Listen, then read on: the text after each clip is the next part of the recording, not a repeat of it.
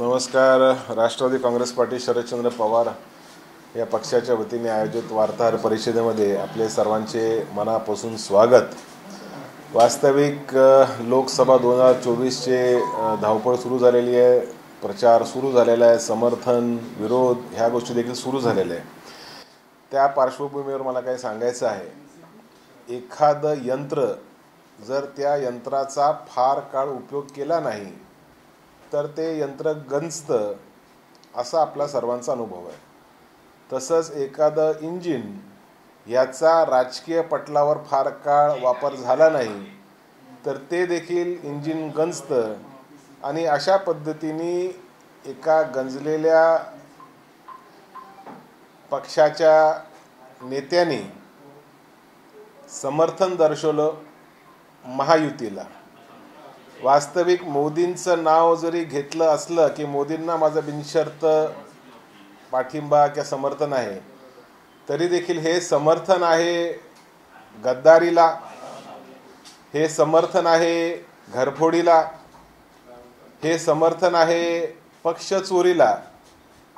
आणि महाराष्ट्र जो अधोगतीला गेल्या वर्ष दीड वर्षापासून गेला आहे त्याला समर्थन देण्याचं काम मनसे प्रमुख राज ठाकरेंनी केलं, जे अपेक्षित नव्हतं. आता स्वाभाविकच इंजिन गंजल्यानंतर काहीतरी राजकीय आपल्याला करावं लागतं, काहीतरी बोलावं लागतं.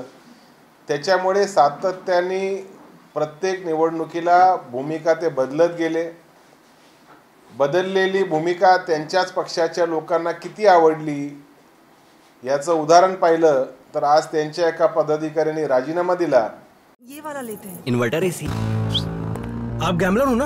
गैम्बलर? जुआ खेलते हो ना? तुम जुआ खेलते हो? अरे नहीं, ये तो कुछ भी बोले जा रहे हैं. इतनी महंगी और नाजुक एसी खरीद कर स्टेबलाइजर नहीं लोगे तो ये जुआ नहीं हुआ तो क्या हुआ? सिर्फ एक फ्लक्चुएशन आपके इन्वर्टर एसी के पार्ट्स को डैमेज कर सकता है. उसे वी गार्ड से सुरक्षित रखिए. V Guard, India's number 1 stabiliser. आणि वास्तविक सरकारकडनं काय अपेक्षा आहे याच्याबद्दल ते काहीच बोलू शकले नाही. काल ते म्हणाले भारत हा देशातला सर्वात तरुण देश आहे, ह्या तरुणाईकडे रोजगार, व्यवसाय, शिक्षण हे त्यांना देण्यासाठी सरकारने कार्यरत राहिलं पाहिजे. चांगली गोष्ट आहे, परंतु महाराष्ट्रामध्ये निर्माण होणाऱ्या रोजगाराच्या संधी हे गुजरात सरकार पळून गेलं तेव्हा त्याच्यावर आपण का बोलला नाहीत हा प्रश्न आम्हाला तुम्हाला विचारायचा आहे. शेतकऱ्यांच्या मुलांनी जीन्स घालून ट्रॅक्टर चालवावा एवढीच माफक अपेक्षा राज ठाकरेंनी केली, परंतु शेतकऱ्यांचं दाम दुप्पट होण्याच्या संदर्भामध्ये, त्यांच्या शेतीला व्यवस्थित दर मिळण्याच्या संदर्भामध्ये अशीच कुठलीच भूमिका राज ठाकरेंनी घेतली नाही. हे दुर्दैव आहे. ट्रॅक्टर चालवताना जीन्स घाला ही दिवस कधी येतील हे राज ठाकरेंनी अपेक्षा व्यक्त केली, परंतु असे लाखो तरुण शहरी भागामध्ये जीन्स घालतात आणि त्यांच्या हाताला नोकऱ्या नाहीत. शासनाच्या अधिकृत आकड्यामध्ये बेरोजगारीने उच्चांक गाठलेला आहे, महागाईने उच्चांक गाठलेला आहे. याच्या संदर्भामध्ये राज ठाकरे काय बोलू शकले नाही. ह्याच्यातूनच इंजिनला किती गंज लागलेला आहे ते स्पष्ट झालेलं आहे. शेतकरी अडचणीत असताना मागे 2-3 वर्षाचा जर आपण एकंदरीत इतिहास पाहिला तर 11 जिल्हे हे फार अडचणीच्या दृष्टिकोनातून राहिलेले आहेत शेतीच्या बाबतीमध्ये. मग तिकडे दुष्काळ झाला असेल, अतिवृष्टी झाली असेल, तौक्तेसारखं वादळ असेल, निसर्गासारखं चक्रवादळ आलं असेल. मग मुंबईमध्ये जीन्स घालणारे हे नेते त्या भागामध्ये काम करायला का गेले नाहीत हा देखील प्रश्न निर्माण होतो. एखादा राजकीय विचार जर लोकांमध्ये द्यायचा असेल तर तो राजकीय विचार रोजगाराचा असला पाहिजे, तो समान संधीचा असला पाहिजे, तो धर्मनिरपेक्षतेचा असला पाहिजे. दुर्दैवाने असे विचार त्यांना देता आले नाही आणि म्हणूनच त्यांच्या पक्षाने एकही लोकसभेमध्ये उमेदवार उभं करण्याचा निर्णय घेतला. आता हा निर्णय लोक मिळत नाही त्याच्यामुळे असू शकतो, म्हणजे उमेदवार मिळत नाही त्याच्यामुळे असू शकतो, किंवा मिळाले उमेदवार जरी उभे केले तर लोक त्याला मतदान करणार नाही या भूमिकेतून असू शकतो. त्याच्यामुळे त्यांच्या महायुतीला त्यांनी कितीही जाहीर समर्थन दिलं असलं तरी महाविकास आघाडीला त्याचा काही फरक पडत नाही. महाविकास आघाडी सक्षमतेने निवडणूक लढवण्याच्या दृष्टिकोनातून कार्यरत आहे. 21, 17 आणि 10 असा सीट शेअरिंग फॉर्म्युला आम्ही महाविकास आघाडीचा ठरलेला आहे. आणि ही लढाई मोदींच्या चुकीच्या धोरणाच्या संदर्भामध्ये देश पातळीवर सुरू आहे. आजही भारतीय जनता पार्टीच्या अंतर्गत सर्वेमध्ये 245 पेक्षा म्हणजे पुढचा आकडा त्यांच्याकडे नाही. म्हणूनच 400 पार, 370 पार अशा वाढीव घोषणा देऊन स्वतःच्याच कार्यकर्त्याचं मनोबल उंचवण्याचं काम भारतीय जनता पार्टी करत आहे. त्यांचा वास्तविक अंतर्गत सर्वे पाहिला तर 225 ते 245 हा आकडा त्या ठिकाणी देतो. सर्वाधिक खासदार देणारा उत्तर प्रदेश ह्या राज्यामध्ये राजपूत समाज नाराज, त्यागी समाज नाराज, सैनानी समाज नाराज आणि त्याच्यामुळे उत्तर प्रदेशमध्ये देखील जी अपेक्षा भारतीय जनता पार्टीला होती तसं काही चित्र राहिलेलं नाही. महाराष्ट्राचं जर बोललं तर महाराष्ट्रामध्ये काँग्रेस, शरद पवारांची राष्ट्रवादी आणि उद्धव बाळासाहेबांची शिवसेना आम्ही तिघांनी मिळून आमच्या व्यूहरचनेच्या अनुषंगाने महायुतीचे सर्व जे काही उमेदवार आहे त्यांना एक तगडी टक्कर देण्याच्या दृष्टिकोनातून आयोजन केलेलं आहे. लवकरच उर्वरित जागेंच्या संदर्भात देखील यादी बाहेर होईल. आज राष्ट्रवादीचे 2 उमेदवार जाहीर झाले. साताऱ्यातनं शशिकांत शिंदे आणि रावेरमधनं श्रीराम पाटील यांची दोघांची उमेदवारी जाहीर झाली. आता राष्ट्रवादीकडे 1 जागा राहिली माहाडाची. त्याची घोषणा उद्याच्या 1-2 दिवसामध्ये लवकरच होणार आहे. पवारांनी गेले 50 वर्ष महाराष्ट्रावर प्रेम केलं. महाराष्ट्राच्या राजकीय वाढीसाठी शरद पवारांनी प्रयत्न केले. त्याच्यामुळे पवार साहेबांना कमी लेखण्याचे जे काम काही लोक करतात, काही घरातले सदस्य जरी करत असले तरी त्यांना मजबूत झटका ही महाराष्ट्राची जनता देणार आहे. वास्तविक आता अजितदादा स्वतः भावनिक भाषण करायला लागलेले आहेत, कारण त्यांना समोर पराभव दिसत आहे. त्यांनी ही परिस्थिती स्वतःवर ओढून घेतलेली आहे. पवार साहेबांच्या सोबत जर ते निष्ठावंत राहिले असते, मोदींच्या सोबत हात मिळवणी केली नसती तर त्यांना असं भावनिक आव्हान बारामती लोकसभेच्या लोकांना करावं लागलं नसतं आणि कुटुंबाचा रोष ओढून घ्यायला लागला नसता. मला एक प्रश्न अजून राज ठाकरे साहेबांना विचारायचा होता. बेरोजगारीच्या संदर्भामध्ये एक आंतरराष्ट्रीय पातळीवर संयुक्त राष्ट्रसंघाचा अहवाल सादर झाला. तो अहवाल इंटरनॅशनल लेबर ऑर्गनायझेशननी सादर केला. त्याच्यात त्यांनी स्पष्ट म्हटलेलं आहे की भारतातल्या बेरोजगारांमध्ये 83% युवक आहेत. एवढी उपलब्धी मोदी सरकारची असताना तुम्ही कसं काय मोदींना पाठिंबा दाखवला याचा प्रश्न आगामी काळात महाराष्ट्राची जनता तुमच्या कार्यकर्त्यांना विचारेल. तुमचा काय प्रश्न असतो? सर, अजित पवारांचं भाषण जर पाहिलं तर त्यांनी म्हटलेलं आहे की आधी तुम्ही साहेबांना निवडून दिलं, मुलीला निवडून दिलं, आता सुनेला निवडून द्या. इथं पवार आडनाव आहे त्यांनाच निवडून द्या अशा स्वरूपाचे त्यांचं भावनिक जे भाषण आहे ते आपल्याला पाहायला मिळतं. खासदार सुप्रियाताई ह्या कर्तृत्वावर खासदार झालेले आहेत. लोकसभेची निवडणूक लढवायच्या आधी त्यांनी राज्यसभेमध्ये काम केलं. राज्यसभेमध्ये सकारात्मक त्यांची कामगिरी असल्यामुळे पक्षाने त्यांना बारामतीतनं 2009ला उमेदवारी दिली. त्याच्यानंतर त्यांनी त्यांच्या कामाचा धडाका एवढा ठेवला की त्याच्यानंतर माघार घेण्याची आवश्यकता त्यांना पडली नाही आणि पवारांची कन्या म्हणून मला मतं द्या अशी भूमिका त्यांना कधीच घ्यावी लागली नाही. एक स्वतंत्र व्यक्ती म्हणून, एक स्वतंत्र खासदार म्हणून, एक स्वतंत्र लोकप्रतिनिधी म्हणून त्यांनी स्वतःची एक छवी निर्माण केली. कोणाची मुलगी किंवा कोणाची सून किंवा कोणाची बायको म्हणून त्यांच्या बायोडेटामध्ये उल्लेख नाही. त्यांचा स्वतंत्र बायोडेटा आहे. एक खासदार म्हणून बायोडेटा आहे, एक महासंसदरत्न मिळालेला खासदार म्हणून बायोडेटा आहे. त्याच्यामुळे अशा पद्धतीचं आव्हान आज अजितदादांना करावं लागतं हे दुर्दैव आहे. सर, आज राष्ट्रवादी म्हणजे शरद पवार पक्षाची तिसरी यादी जाहीर झालेली आहे. माढा मतदारसंघातला उमेदवार कोण असणार याकडे सगळ्यांचं लक्ष होतं. आता धैर्यशील मोहिते पाटील यांचं नाव कळतंय. त्यांचा पक्षप्रवेश कधी आहे आणि कधी ते उमेदवारी अर्ज भरणार आहे? म्हाडा लोकसभेचे विद्यमान खासदार रणजित नाईक निंबाळकर यांना पाडणारा उमेदवार राष्ट्रवादी काँग्रेस पार्टी उद्याच्या 1-2 दिवसामध्ये लवकरच घोषणा करणार आहे.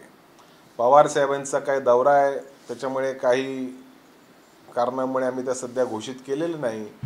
परंतु जो कोण उमेदवार आम्ही घोषित करू तो त्या पंचकृषीतला असेल, त्या उमेदवाराकडे संघटनेची ताकद असेल, सहकाराची ताकद असेल आणि विद्यमान खासदार रणजित नाईक निंबाळकरांना पराभव करण्यासाठी इतर तालुक्यातले लोक त्यांना सहकार्य करतील असं माझी आश्वासन आहे. भाजपचे उमेदवार सुधीर मुनगंटीवार यांच्या विरोधात काँग्रेसने तक्रार केली होती की त्यांच्या भाषणात त्यांनी आक्षेपार्ह आणि लोकांना साजेसं असं भाषण केलं नाही, त्यामुळे आता याकडे मुनगंटीवार साहेबांच्या भाषणाच्या बद्दल अनेक किस्से मशहूर आहेत. त्यांची भाषणाची शैली महाराष्ट्राला माहिती आहे. परंतु निवडणुकीच्या वेळेला देशासाठी काम करतो आणि इतर गोष्टीसाठी करत नाही हे बोलण्याची एक पद्धत असते. फक्त मुनगंटीवार साहेबच नाही, मला वाटतं सर्वांनीच काहीतरी तारतम्य पाळण्याची आवश्यकता आहे. आपण एखाद्या पक्षाचे उमेदवार असतो तेव्हा लोक आपल्याकडे फार आशेने बघत असतात आणि त्या परिस्थितीमध्ये जर आपलं तारतम्य सुटलं, तोंडातून जर एखादा वाईट शब्द गेला तर ते फार महाभयंकर त्याचं स्वरूप धारण करतं. त्याच्यामुळे माझी सर्वच उमेदवारांना विनंती आहे की किमान आपण आपलं बोलण्याचं तारतम्य सांभाळलं पाहिजे. काँग्रेसने जरी तक्रार केली असली तरी केंद्रामध्ये कुणाचं सरकार आहे आणि किती कॉग्निझन्स घेतलं तर चांगलं आहे. आता तर केंद्रीय निवडणूक आयोगांना Z+ सिक्युरिटी देखील मिळाली आहे. त्याच्यामुळे आमच्या तक्रारीचं त्यांनी कॉग्निझन्स घ्यावं. काल राज ठाकरे यांनी म्हटलंय की आम्ही महायुतीला बिनशर्त पाठिंबा देतो, पण याच्या काही महिन्याआधी जे ते त्यांच्याच पत्नी शर्मिला ठाकरे हे पुण्यात जातात, साईनाथ बाबरांना भेटतात, त्यांना आश्वासन देतात की आम्ही तुम्हाला दिल्लीत पाठवू. वसंत मोरेंचं नेमकं हेच कारण होतं का, की असं तुम्हाला वाटतंय का की ह्याच्यामुळे सुटली गेली?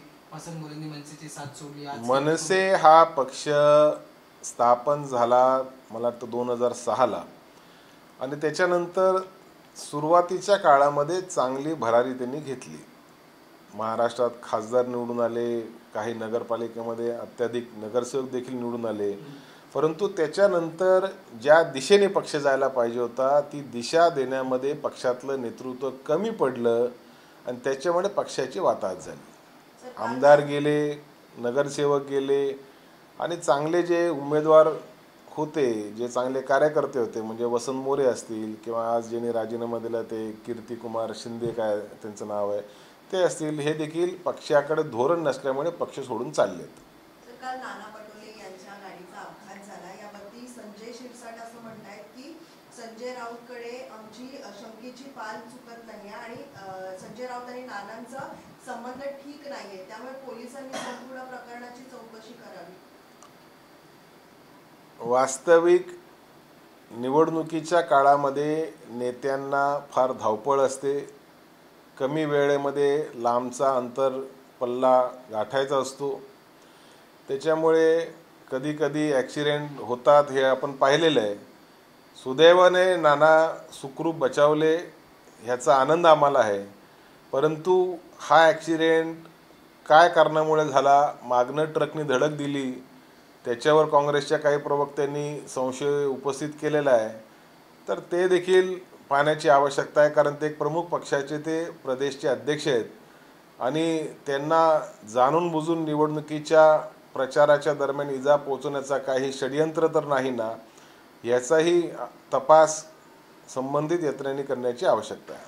सर, सांगलीचे जे इच्छुक उमेदवार होते काँग्रेसचे विशाल पाटील, यांच्या बंधूंनी म्हणजेच माजी केंद्रीय मंत्री प्रतीक पाटील यांनी अकोल्यात प्रकाश आंबेडकर यांची भेट घेतलेली आहे. सांगलीत ठाकरेंच्या शिवसेनेचा उमेदवार दिल्यानंतर महाविकास आघाडीमध्ये नाराजी नाट्य जे ते आजपर्यंत सुरू आहे. आजही बैठका सांगली आणि मुंबईत सुरू आहे. एकदा पक्ष पातळीवर निर्णय झाल्यानंतर जे स्थानिक पातळीवर इच्छुक उमेदवार असतात आणि तो निर्णय जर त्यांच्या मनासारखा नसला तर स्वाभाविक थोडंसं मनदुख झालेलं असतं, थोडं रोष निर्माण झालेला असतो. तो दूर करण्याचा प्रामाणिक प्रयत्न त्या पक्षाच्या नेत्यांना करावा लागतो. आमच्याही जिल्ह्यामध्ये काही ठिकाणी अशाच पद्धतीने काही माजी इच्छुक उमेदवारांच्या मनामध्ये रोष निर्माण झाला आहे. तो दूर करण्याचा आम्ही प्रयत्न करत आहोत.